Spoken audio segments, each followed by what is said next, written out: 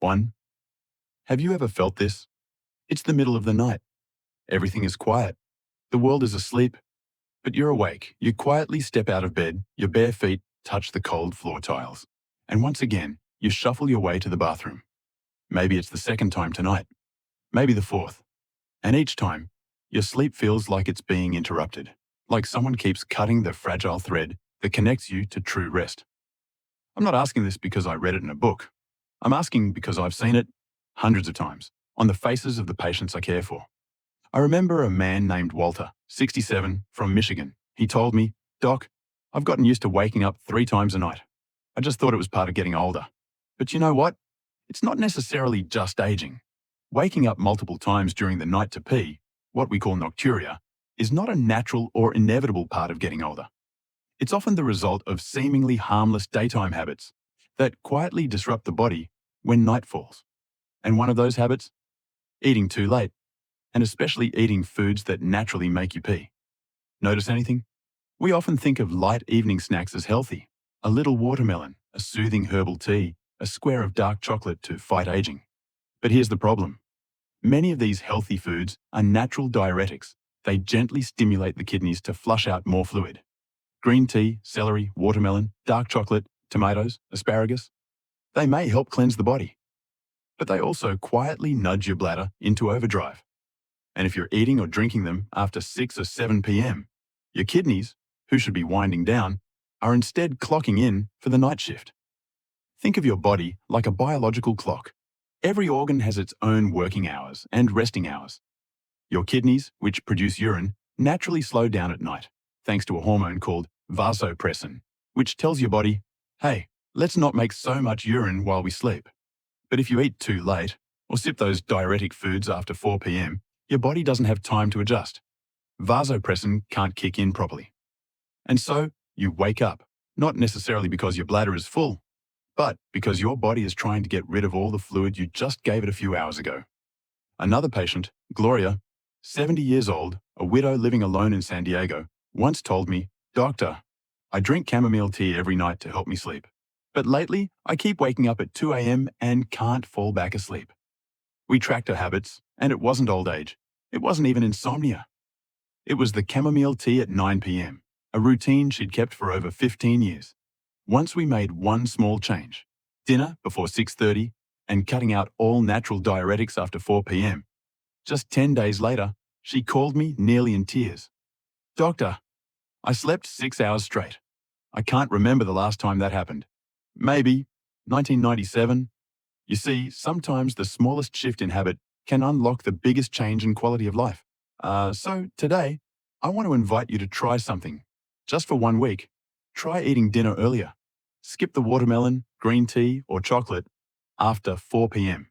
And instead of a warm tea before bed, try just a small sip of water. And give your body the chance to truly rest. No medication, no surgery. Just understanding your body and respecting its natural rhythm.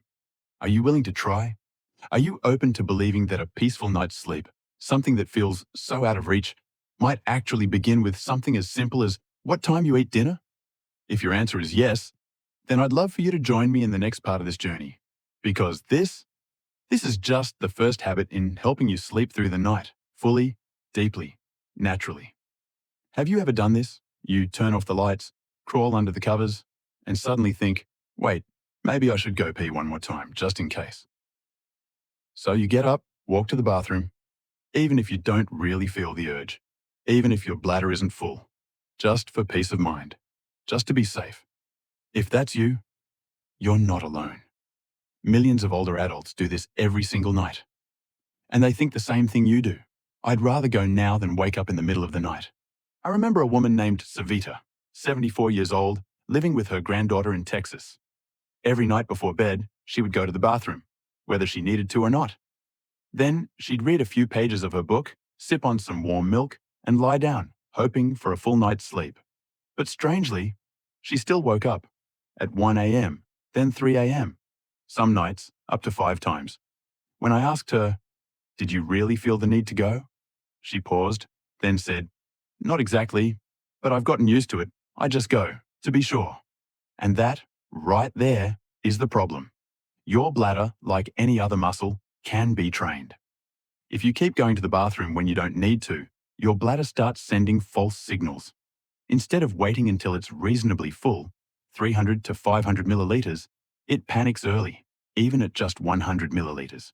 Do you know what that means? It means you've unintentionally trained your body to wake up. Not because you're sick, not because you're aging, but because of a tiny habit, one that feels harmless, but has created the wrong reflex. A study from the Stanford Center for Sleep Health found that older adults who preemptively urinate too often are 37% more likely to experience disrupted deep sleep, the kind of sleep that's vital for memory, cell repair, and immune strength. And you know the saddest part? Most of them thought it was just normal aging until their health started slipping, and they didn't know why. I taught Savita one very simple rule. I call it the true urge principle. Only go to the bathroom when you genuinely feel the need. Don't go by the clock. Don't go because you're afraid. Don't go because it's a habit. At first, it was tough. Her body sent the false alarms early. So we gave her a little buffer. She would read for 15 more minutes or listen to soft music, unless the urge was real. And after about 3 weeks, something amazing happened. She called me on a Monday morning, her voice light, almost floating. Last night, for the first time in 8 years, I slept 6 straight hours, no waking up, no bathroom trips. I felt like myself again. Can you imagine that kind of joy? Not from a pill, not from surgery, but from one small change in belief that your body can relearn, that healing is still possible.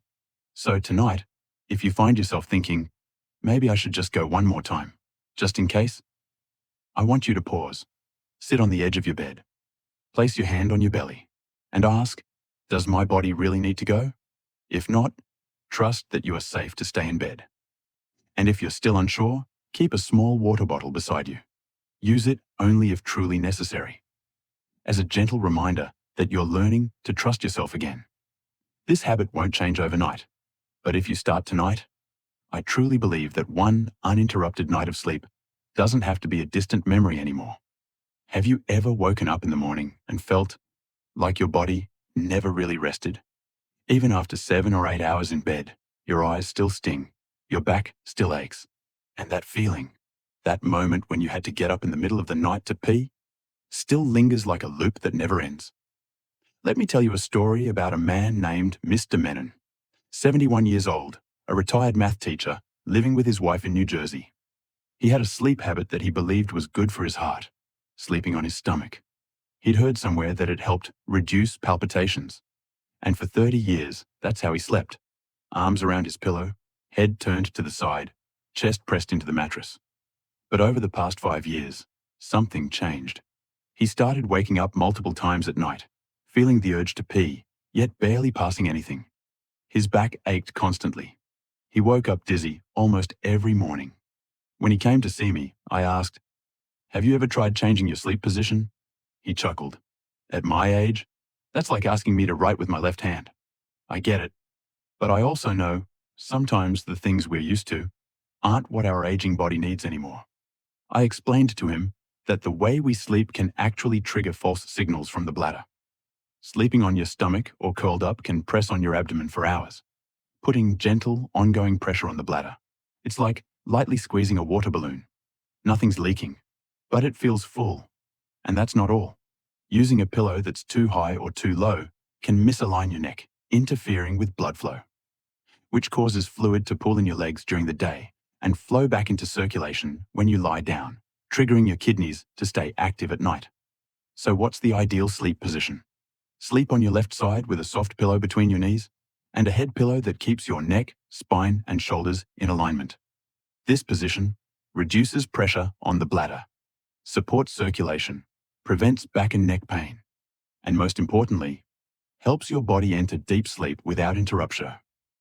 Mr. Menon gave it a try. He said the first night felt like sleeping on a park bench, but I coached him through it.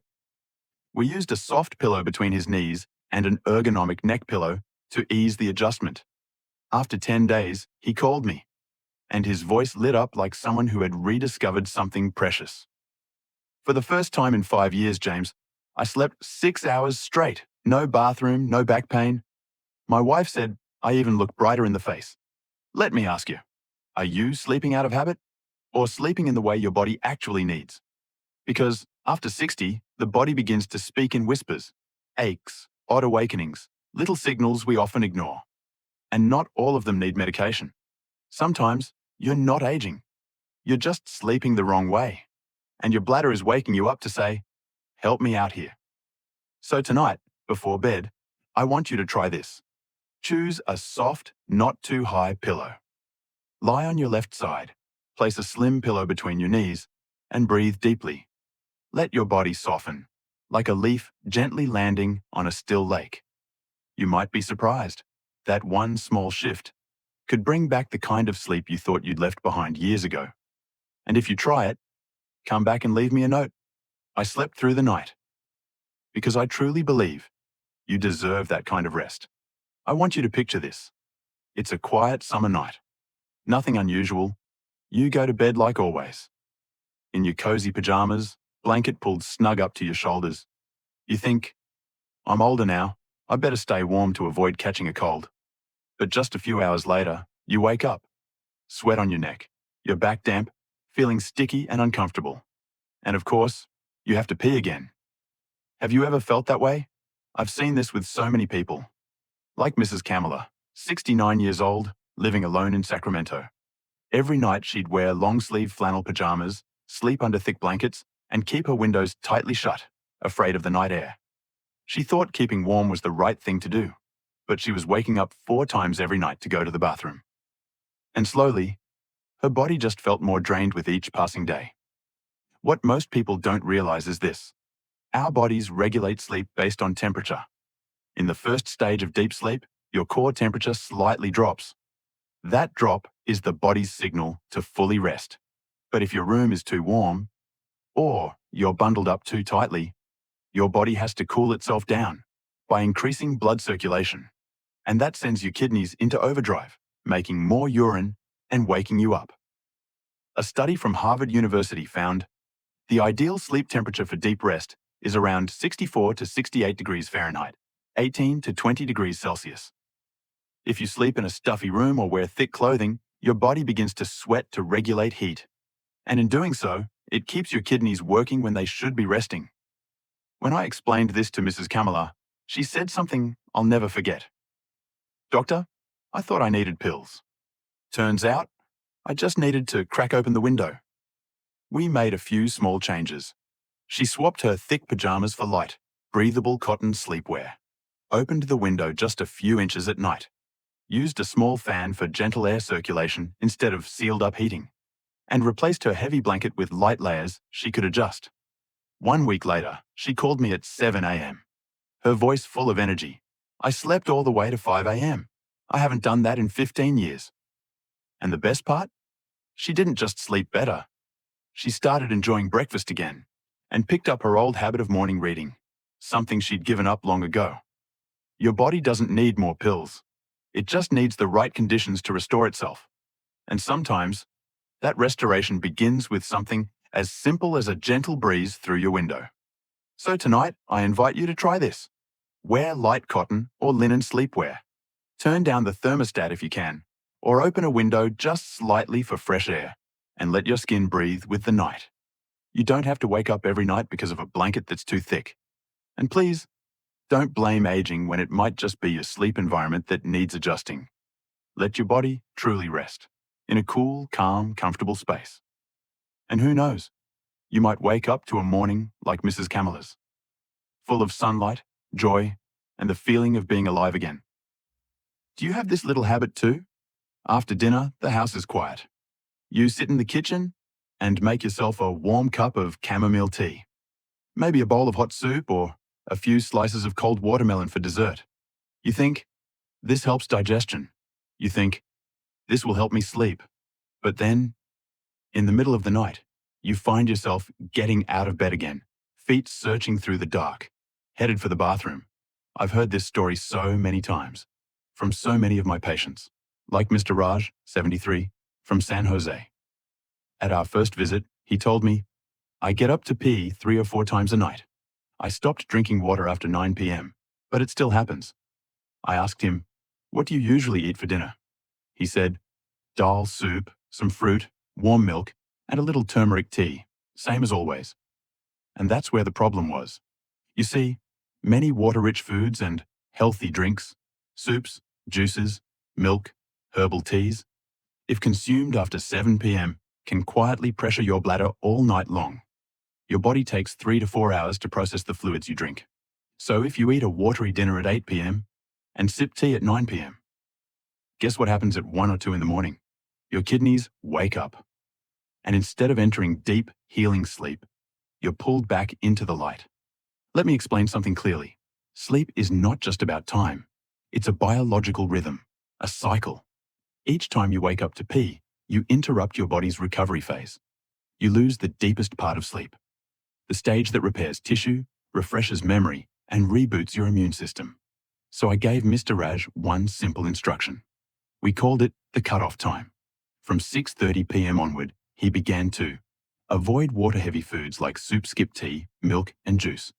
If thirsty, take only a tiny sip, just to moisten his lips. 2 weeks later, he returned with a smile in his eyes. "James," he said, "I now only get up once per night. Some nights, not at all." I asked how he felt. He laughed. "I'm not just sleeping better. I've started morning walks with my wife for the first time in 10 years. You see, sometimes it's not about doing more. It's about doing it at the right time. It's not that your fruit is bad. It's not that your tea is wrong. The question is, does your body have enough time to process them before sleep? So tonight, try something simple. Checkmark. Before 6 p.m., enjoy your water, fruits, soup. After 6 p.m., slow down, gently, mindfully. No need to be extreme. Just know when to pause. And if you feel thirsty, just one small sip. Sometimes, that's all your body truly needs. You deserve a night of undisturbed sleep, a night of deep rest. Not because of medication, but because you listened to your own body. Start with one small change, just one thoughtful habit in the evening. And soon, you may find something even greater. A calm morning, a clear mind, a day that begins with light in your heart. I have a small question for you. When you were younger, do you remember those nights when you ate a big meal and then slept straight through the night without waking even once? What about now? You still eat well. In fact, you might even eat healthy, but your sleep feels broken. You wake up in the middle of the night. There's a weird feeling in your bladder, restlessness, fatigue, and maybe you've started to wonder, is this just what aging feels like? I want you to think differently. Maybe you're not aging as fast as you think. Maybe your body is just missing something. Something hardly anyone talks about: magnesium and potassium. I once treated a woman named Ellen, 68 years old, from Oregon. She was very health conscious. Low salt, no sugar, no coffee after 2 p.m. But she still struggled with leg cramps at night, shallow sleep, and, worst of all, she woke up 2 to 3 times a night just to pee. We ran the usual tests. Everything looked normal. So I asked her, "What do you usually eat for dinner?" She said, "Mostly vegetable soup, a slice of whole grain bread, sometimes some yogurt." Sounds healthy, right? But what it lacked was minerals. The right minerals for deep, uninterrupted sleep. You see, magnesium helps relax your muscles, calms your nervous system, and supports your bladder to hold urine without spasms at night. Potassium balances fluid in your cells, stabilizes your heartbeat, and, most importantly, reduces fluid retention overnight. When you're low on these two, you're more likely to wake up with leg cramps, get out of bed without knowing why, feel jumpy or unsettled, have false bladder alarms, pee multiple times, even if you didn't drink much. So I gave Ellen a simple tip. No pills, no prescriptions. Just add a few magnesium and potassium-rich foods to your dinner. One ripe banana, loaded with potassium. 1 or 2 slices of avocado, rich in both minerals. A handful of almonds or roasted pumpkin seeds.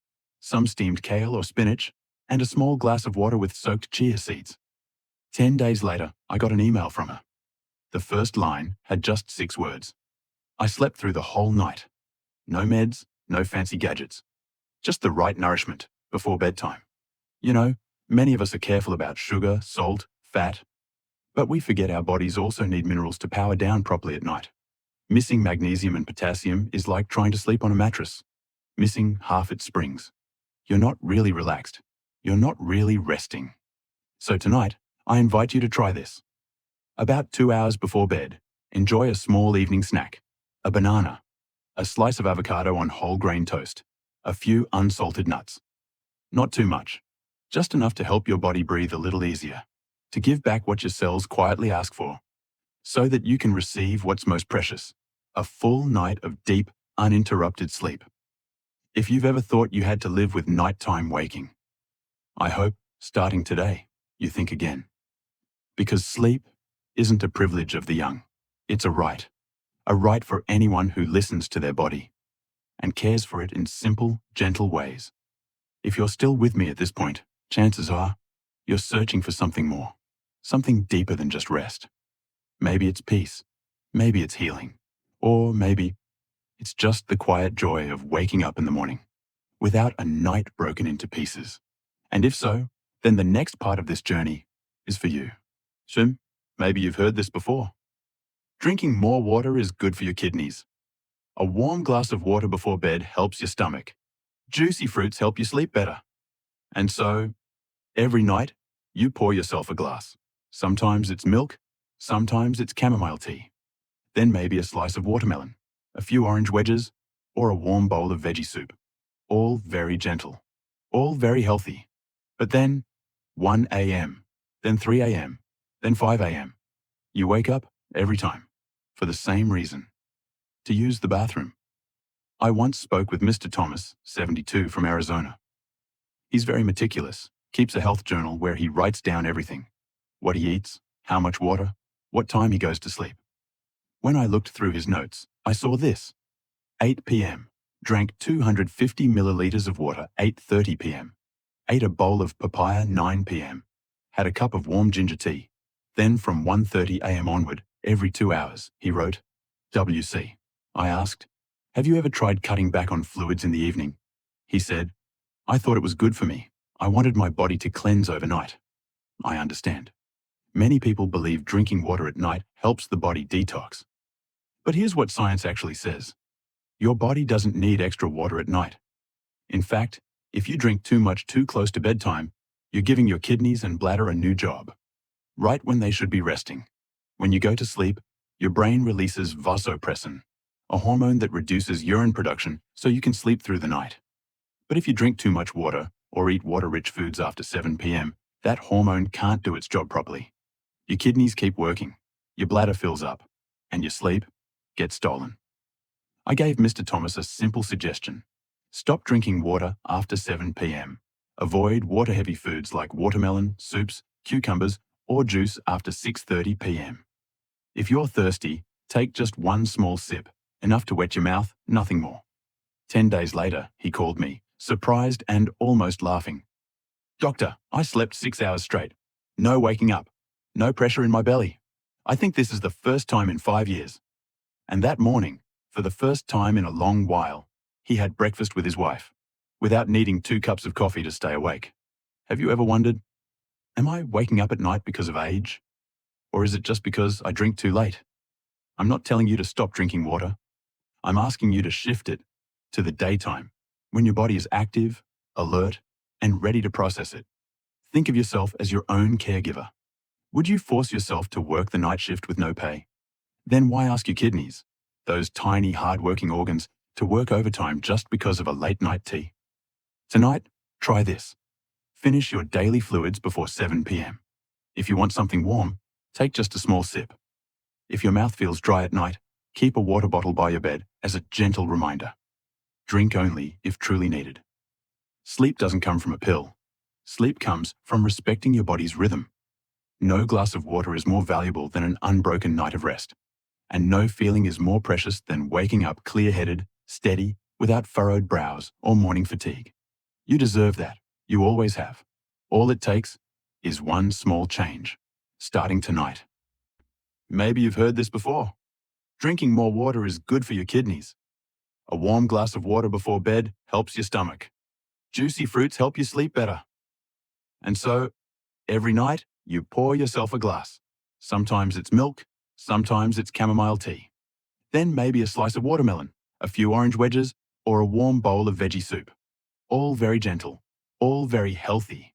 But then 1 a.m., then 3 a.m., then 5 a.m. You wake up every time for the same reason, to use the bathroom. I once spoke with Mr. Thomas, 72, from Arizona. He's very meticulous, keeps a health journal where he writes down everything: what he eats, how much water, what time he goes to sleep. When I looked through his notes, I saw this: 8 p.m., drank 250 milliliters of water, 8:30 p.m., ate a bowl of papaya, 9 p.m., had a cup of warm ginger tea. Then, from 1:30 a.m. onward, every 2 hours, he wrote, WC. I asked, have you ever tried cutting back on fluids in the evening? He said, I thought it was good for me. I wanted my body to cleanse overnight. I understand. Many people believe drinking water at night helps the body detox. But here's what science actually says. Your body doesn't need extra water at night. In fact, if you drink too much too close to bedtime, you're giving your kidneys and bladder a new job, right when they should be resting. When you go to sleep, your brain releases vasopressin, a hormone that reduces urine production so you can sleep through the night. But if you drink too much water or eat water-rich foods after 7 p.m., that hormone can't do its job properly. Your kidneys keep working, your bladder fills up, and your sleep gets stolen. I gave Mr. Thomas a simple suggestion. Stop drinking water after 7 p.m. Avoid water-heavy foods like watermelon, soups, cucumbers, or juice after 6:30 p.m. If you're thirsty, take just one small sip, enough to wet your mouth, nothing more. 10 days later, he called me, surprised and almost laughing. Doctor, I slept 6 hours straight, no waking up, no pressure in my belly. I think this is the first time in 5 years. And that morning, for the first time in a long while, he had breakfast with his wife, without needing 2 cups of coffee to stay awake. Have you ever wondered, am I waking up at night because of age? Or is it just because I drink too late? I'm not telling you to stop drinking water. I'm asking you to shift it to the daytime, when your body is active, alert, and ready to process it. Think of yourself as your own caregiver. Would you force yourself to work the night shift with no pay? Then why ask your kidneys, those tiny, hard-working organs, to work overtime just because of a late-night tea? Tonight, try this. Finish your daily fluids before 7 p.m. If you want something warm, take just a small sip. If your mouth feels dry at night, keep a water bottle by your bed as a gentle reminder. Drink only if truly needed. Sleep doesn't come from a pill. Sleep comes from respecting your body's rhythm. No glass of water is more valuable than an unbroken night of rest. And no feeling is more precious than waking up clear-headed, steady, without furrowed brows or morning fatigue. You deserve that. You always have. All it takes is one small change. Starting tonight. Maybe you've been here before. Night falls. The house is quiet. You're lying in bed, lights off, blanket pulled up, and then you reach for your phone, just to check a message. Then maybe a quick scroll on YouTube, a short video, a news update, a nostalgic song. You think, just relaxing for a bit. But then, you finally turn off the phone at 10:30. And by 1 a.m., you're still not asleep. Or worse, you fall asleep, but wake up needing to use the bathroom, even though you didn't drink anything after dinner. Sound familiar? I once worked with Mr. Charles, 70, who lives alone in rural Pennsylvania. He would often wake up at 1 a.m. or 3 a.m., sometimes 4:30. He didn't drink tea, he didn't eat salty food, no major health problems. But every night, he would watch the news until nearly midnight, or scroll through Facebook to see pictures of his grandkids. When I asked him about it, he smiled and said, Doc, these days, if I don't hold my phone, the nights feel too lonely. And I understood. Truly, I did. But I also knew that little screen was quietly stealing his sleep. You see, the blue light from phones, tablets, and TVs, especially at night, suppresses the pineal gland in your brain. That gland produces melatonin, the hormone that helps you feel naturally sleepy. And when melatonin drops, your sleep becomes lighter, deep sleep gets shorter. Your body produces more urine at night, and you're more likely to wake up. So, one innocent glance at a screen can become a night of broken sleep a tired body, and a groggy, sluggish morning. I asked Mr. Charles to try something simple. Turn off all screens after 8 p.m. Switch to warm, amber-colored lamps instead of bright white light. Read a paper book for 15 minutes instead of watching the news. And if he felt lonely, write down 3 things he was grateful for in a little notebook beside his bed. 2 weeks later, he sent me a handwritten letter, a rare thing these days. Inside he wrote, "I never imagined a little light could be what kept me waking up for the last 10 years. Now I sleep through until 4 or 5 in the morning and sometimes drift back for 2 more hours. For the first time in years, I don't feel like an old man with insomnia. You see, what steals your sleep isn't always loud. Sometimes it's sitting silently in your hand, glowing gently, yet powerfully, against your rest. Phones are not the enemy. TV isn't evil. But they must be turned off at the right time so you can fully rest. Tonight, I invite you to try. Turn off all screens by 8:30 p.m. Use soft, warm lighting instead of cool white bulbs, right? A few lines in a journal, or simply listen to soft instrumental music. Breathe deeply. Close your eyes. Let the darkness be your friend, not your fear. You don't need more light. You need less noise in your mind. And in that quiet space, with no alerts, no flashing lights, no endless scrolling, sleep will return to you, like an old friend you've missed for far too long. We've just walked through a journey that wasn't loud. No grand medical discoveries, no cutting-edge technology, just small, ordinary things.